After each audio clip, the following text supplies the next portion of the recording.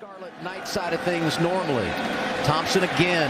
His outlet is Grant, and he's got room all in territory.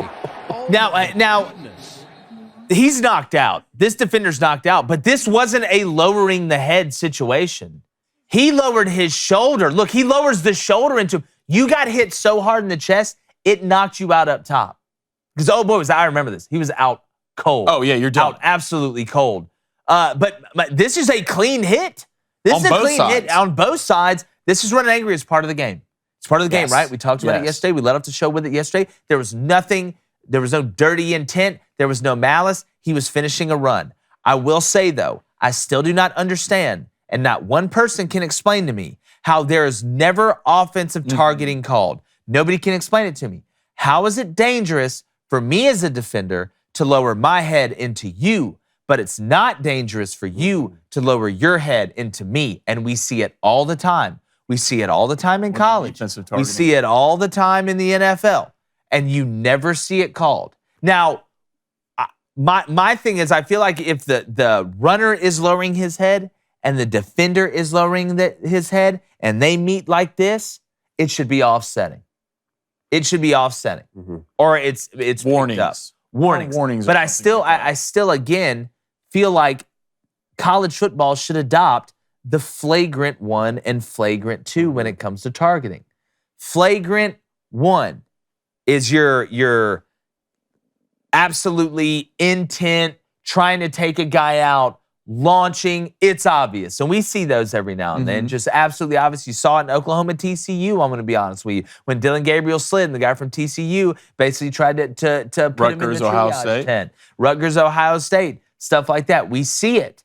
That should get you automatically ejected from the game, 15-yard penalty, you can stay on the sidelines. But if it's one that does not have ill intent, or one of the ones that we see that's called where the offensive guy's going down and the defense guy has to go down to hit him, or it's incidental, it should be a flagrant 2, it should be a 15-yard penalty, and you should be able to stay in the game. Now, if you get 2 flagrant 2s, then I think you should be taken out of the game. Okay. Why don't we just do that? I don't understand. I don't understand. And the NFL doesn't kick guys out for targeting. Why not?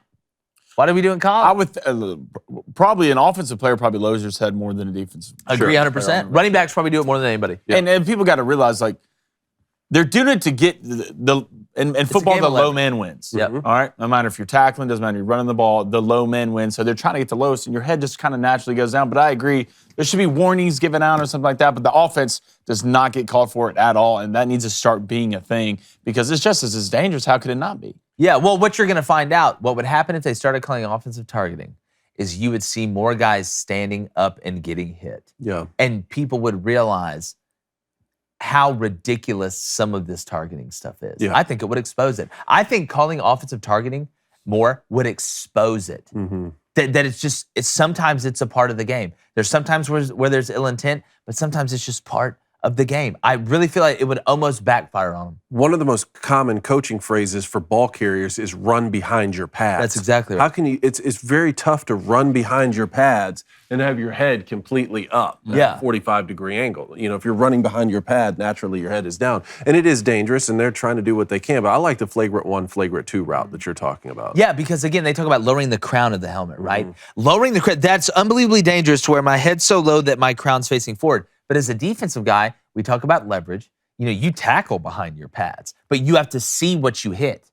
Like, that is dangerous. You should not duck your head like this. You should tackle people with your eye. You tackle people with your eyes. It's hat, hands, hips, and feet. That's how you tackle people. Hat, hands, hips, and feet. That's how it works. And you still see targeting sometimes where the guy's hitting him with his face, like face on another face mask, where they call targeting. That's not targeting to me.